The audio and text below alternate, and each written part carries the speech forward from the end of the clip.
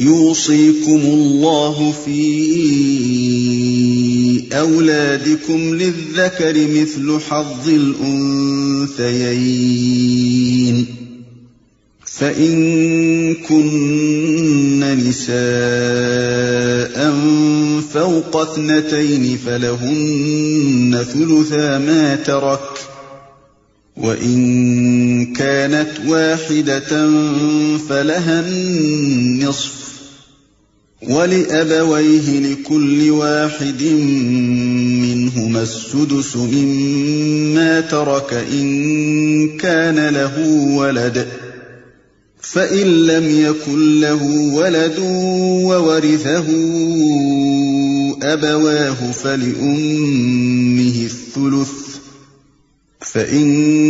كان له إخوة فلأمه السدس من بعد وصية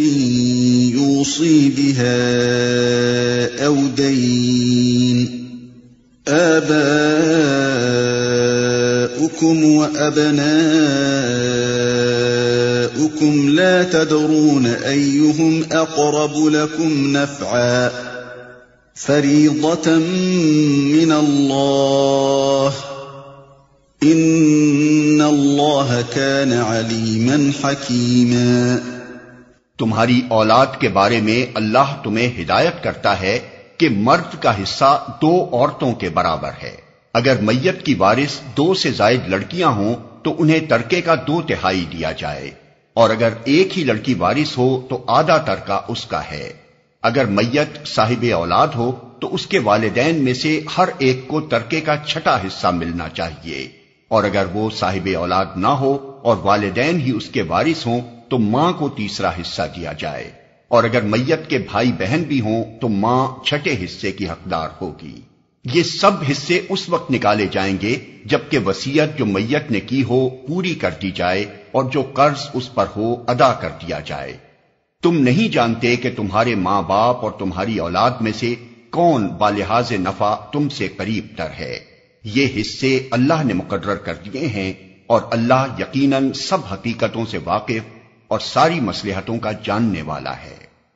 مرد کا حصہ 2 عورتوں کے برابر ہے۔ میراث کے معاملے میں یہ اولین اصولی ہدایت ہے کہ مرد کا حصہ عورت سے دگنا ہے، چونکہ شریعت نے خاندانی زندگی میں مرد پر زیادہ معاشی ذمہ داریوں کا بوجھ ڈالا ہے اور عورت کو بہت سی معاشی ذمہ داریوں کے بار سے سبکدوش رکھا ہے، لہذا انصاف کا تقاضا یہی تھا کہ میراث میں عورت کا حصہ مرد کی بنسبت کم رکھا جاتا ہے۔ اگر میت کی وارث 2 سے زائد لڑکیاں ہوں تو انہیں ترکے کا 2/3 دیا جائے۔ یہی حکم 2 لڑکیوں کا بھی ہے۔ مطلب یہ ہے کہ اگر کسی شخص نے کوئی لڑکا نہ چھوڑا ہو اور اس کی اولاد میں صرف لڑکیاں ہی لڑکیاں ہوں تو خواہ 2 لڑکیاں ہوں یا 2 سے زائد، بہرحال اس کے کل ترکے کا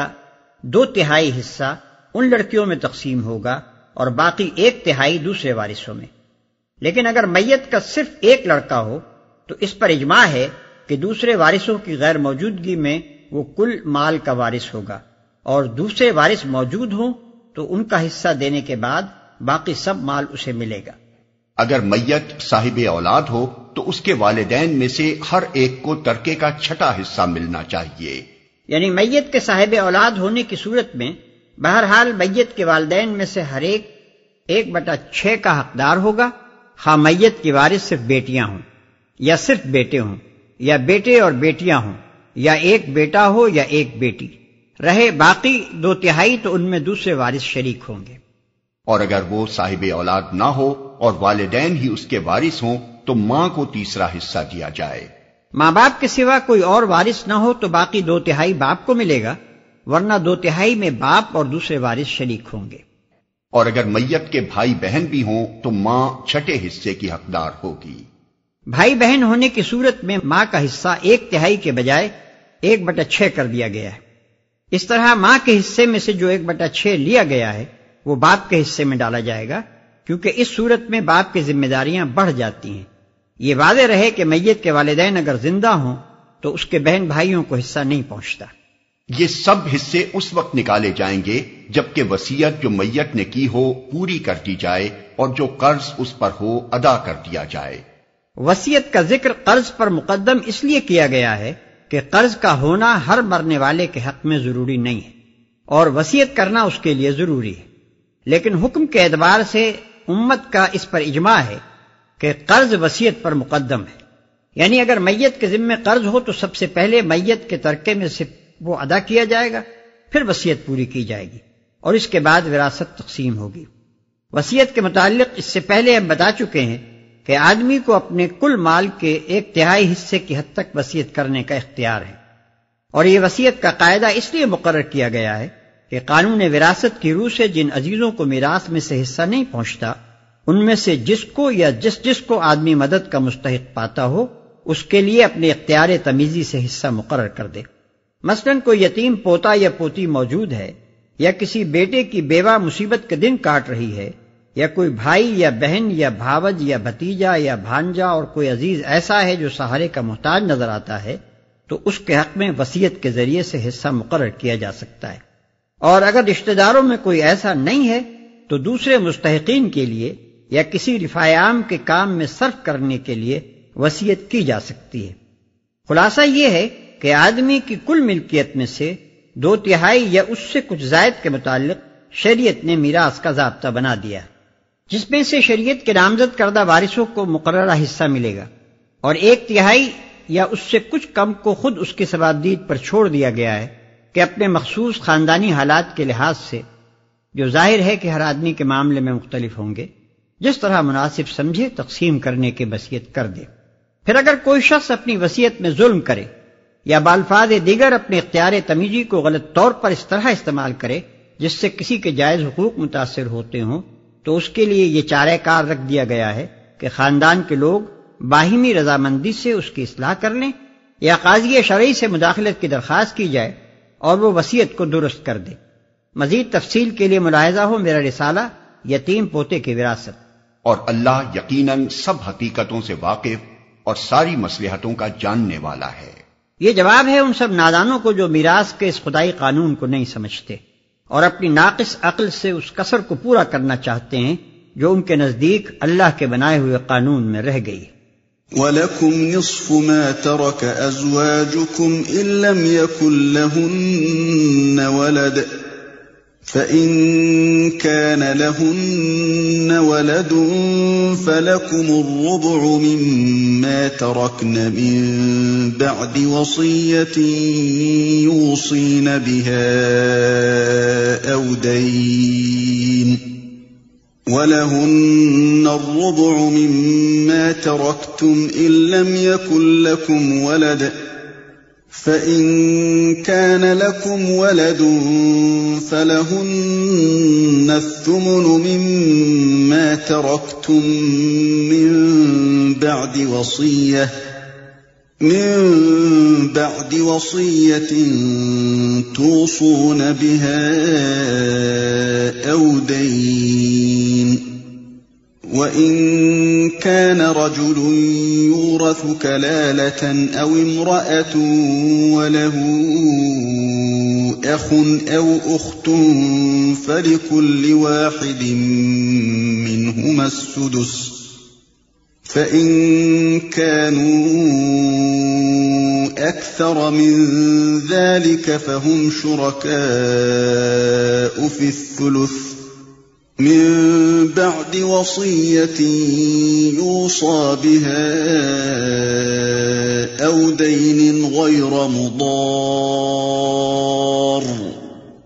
وصية من الله واللہ علیم حلیم۔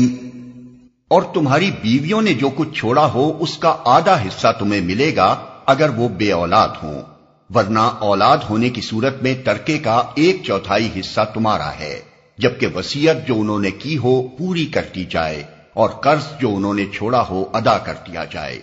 اور وہ تمہارے ترکے میں سے 1/4 کی حقدار ہوں گی اگر تم بے اولاد ہو، ورنہ صاحب اولاد ہونے کی صورت میں ان کا حصہ 8واں ہوگا، بعد اس کے کہ جو وصیت تم نے کی ہو وہ پوری کر دی جائے اور جو قرض تم نے چھوڑا ہو وہ ادا کر دیا جائے۔ اور اگر وہ مرد یا عورت جس کی میراث تقسیم طلب ہے بے اولاد بھی ہو اور اس کے ماں باپ بھی زندہ نہ ہوں مگر اس کا ایک بھائی یا ایک بہن موجود ہو تو بھائی اور بہن ہر ایک کو چھٹا حصہ ملے گا، اور بھائی بہن ایک سے زیادہ ہوں تو کل ترکے کے 1/3 میں وہ سب شریک ہوں گے، جبکہ وصیت جو کی گئی ہو پوری کر دی جائے اور قرض جو میت نے چھوڑا ہو ادا کر دیا جائے، بشرطے کہ وہ ضرر رساں نہ ہو۔ یہ حکم ہے اللہ کی طرف سے، اور اللہ دانا و بینا اور نرم خو ہے۔ اور وہ تمہارے ترکے میں سے 1/4 کی حقدار ہوں گی اگر تم بے اولاد ہو، ورنہ صاحب اولاد ہونے کی صورت میں ان کا حصہ 8واں ہوگا۔ یعنی خواہ ایک بیوی ہو یا کئی بیویاں ہوں، اولاد ہونے کی صورت میں وہ 1/8 کی، اور اولاد نہ ہونے کی صورت میں 1/4 کی حصے دار ہوں گی، اور یہ 1/4 یا 1/8 سب بیویوں میں برابری کے ساتھ تقسیم کیا جائے گا۔ اور بھائی بہن ایک سے زیادہ ہوں تو کل ترکے کے 1/3 میں وہ سب شریک ہوں گے۔ باقی 5/6 یا 2/3 جو بچتے ہیں، ان میں اگر کوئی اور وارث موجود ہو تو اس کو حصہ ملے گا، ورنہ اس پوری باقی ماندہ ملکیت کے متعلق اس شخص کو وصیت کرنے کا حق ہوگا۔ اس آیت کے متعلق مفسرین کا اجماع ہے کہ اس میں بھائی اور بہنوں سے مراد اخیافی بھائی اور بہن ہیں، یعنی جو میت کے ساتھ صرف ماں کی طرف سے رشتہ رکھتے ہوں اور باپ ان کا دوسرا ہو۔ رہے سگے بھائی بہن اور وہ سوتیلے بھائی بہن جو باپ کی طرف سے میت کے ساتھ رشتہ رکھتے ہوں تو ان کا حکم اسی سورہ کے آخر میں ارشاد ہوا ہے، بشرطے کہ وہ ضرر رساں نہ ہو۔ وصیت میں ضرر رسانی یہ ہے کہ ایسے طور پر وصیت کی جائے جس سے مستحق رشتہ داروں کے حقوق تلف ہوتے ہوں، اور قرض میں ضرر رسانی یہ ہے کہ محض حقداروں کو محروم کرنے کے لیے آدمی خواہ مخواہ اپنے اوپر ایسے قرض کا اقرار کرے جو اس نے فی الواقع نہ لیا ہو، یا اور کوئی ایسی چال چلے جس سے مقصود یہ ہو کہ حقدار میراث سے محروم ہو جائیں۔ اس قسم کے زرار کو گناہ کبیرہ قرار دیا گیا ہے۔ چنانچہ حدیث میں آیا ہے کہ وصیت میں نقصان رسانی بڑے گناہوں میں سے ہے، اور ایک دوسری حدیث میں نبی صلی اللہ علیہ وسلم کا ارشاد ہے کہ آدمی تمام عمر اہل جنت کے سے کام کرتا رہتا ہے مگر مرتے وقت وصیت میں ضرر رسانی کر کے اپنی کتاب زندگی کو ایسے عمل پر ختم کر جاتا ہے جو اسے دوزخ کا مستحق بنا دیتا ہے۔ یہ زرار اور حق تلفی اگرچہ ہر حال میں گناہ ہے، مگر خاص طور پر کلالہ کے معاملے میں اللہ تعالیٰ نے اس کا ذکر اس لیے فرمایا کہ جس شخص کے نہ اولاد ہو نہ ماں باپ ہوں، اس میں عموماً یہ میلان پیدا ہو جاتا ہے کہ اپنی جائیداد کو کسی نہ کسی طرح تلف کر جائے اور نسبتاً دور کے رشتہ داروں کو حصہ پانے سے محروم کر دے۔ اور اللہ دانا و بینا اور نرم خو ہے۔ یہاں اللہ تعالیٰ کی صفت علم کا اظہار 2 وجوہ سے کیا گیا ہے۔ ایک یہ کہ اگر اس قانون کی خلاف ورزی کی گئی تو اللہ کی گرفت سے آدمی نہ بچ سکے گا۔ دوسرے یہ کہ اللہ نے جو حصے جس طرح مقرر کیے ہیں وہ بالکل صحیح ہیں، کیونکہ بندوں کی مصلحت جس چیز میں ہے اللہ اس کو خود بندوں سے زیادہ بہتر جانتا ہے۔ اور اللہ کی صفت حلم یعنی اس کی نرم خوئی کا ذکر اس لیے فرمایا کہ اللہ نے یہ قوانین مقرر کرنے میں سختی نہیں کی ہے، بلکہ ایسے قاعدے مقرر کیے ہیں جن میں بندوں کے لیے زیادہ سے زیادہ سہولت ہے تاکہ وہ مشقت اور تنگی میں مبتلا نہ ہوں۔ تلك حدود اللہ ومن يطع الله ورسوله يدخله جنات تجري من تحتها الأنهار خالدين فيها وذلك الفوز العظيم۔ یہ اللہ کی مقرر کی ہوئی حدیں ہیں۔ جو اللہ اور اس کے رسول کی اطاعت کرے گا اسے اللہ ایسے باغوں میں داخل کرے گا جن کے نیچے نہریں بہتی ہوں گی، اور ان باغوں میں وہ ہمیشہ رہے گا، اور یہی بڑی کامیابی ہے۔ ومن يعص الله ورسوله ويتعد حدوده يدخله نارا خالدا فيها وله عذاب مهين۔ اور جو اللہ اور اس کے رسول کی نافرمانی کرے گا اور اس کی مقرر کی ہوئی حدوں سے تجاوز کر جائے گا اسے اللہ آگ میں ڈالے گا جس میں وہ ہمیشہ رہے گا، اور اس کے لیے رسوا کن سزا ہے۔ یہ ایک بڑی خوفناک آیت ہے جس میں ان لوگوں کو ہمیشگی کے عذاب کی دھمکی دی گئی ہے جو اللہ تعالیٰ کے مقرر کیے ہوئے قانون وراثت کو تبدیل کریں یا ان دوسری قانونی حدوں کو توڑیں جو خدا نے اپنی کتاب میں واضح طور پر مقرر کر دی ہیں۔ لیکن سخت افسوس ہے کہ اس قدر سخت وعید کے ہوتے ہوئے بھی مسلمانوں نے بالکل یہودیوں کی سی جسارت کے ساتھ خدا کے قانون کو بدلا اور اس کی حدوں کو توڑا۔ اس قانون وراثت کے معاملے میں جو نافرمانیاں کی گئی ہیں وہ خدا کے خلاف کھلی بغاوت کی حد تک پہنچتی ہیں۔ کہیں عورتوں کو میراث سے مستقل طور پر محروم کیا گیا، کہیں صرف بڑے بیٹے کو میراث کا مستحق ٹھہرایا گیا، کہیں سرے سے تقسیم میراث ہی کے طریقے کو چھوڑ کر مشترک خاندانی جائیداد کا طریقہ اختیار کر لیا گیا، کہیں عورتوں اور مردوں کا حصہ برابر کر دیا گیا، اور اب ان پرانی بغاوتوں کے ساتھ تازہ ترین بغاوت یہ ہے کہ بعض مسلمان ریاستیں اہل مغرب کی تقلیب میں وفات ٹیکس یعنی ڈیتھ ڈیوٹی اپنے ہاں رائج کر رہی ہیں، جس کے معنی یہ ہے کہ میت کے وارثوں میں ایک وارث حکومت بھی ہے جس کا حصہ رکھنا معاذ اللہ میاں بھول گئے تھے۔ حالانکہ اسلامی اصول پر اگر میت کا ترکہ کسی صورت میں حکومت کو پہنچتا ہے تو وہ صرف یہ ہے کہ کسی مرنے والے کا کوئی قریب و بعید رشتہ دار موجود نہ ہو اور اس کا چھوڑا ہوا مال تمام اشیاء متروکہ انکلیمڈ پراپرٹیز کی طرح داخل بیت المال ہو جائے، یا پھر حکومت اس صورت میں کوئی حصہ پا سکتی ہے جبکہ مرنے والا اپنی وصیت میں اس کے لیے کوئی حصہ مقرر کر جائے۔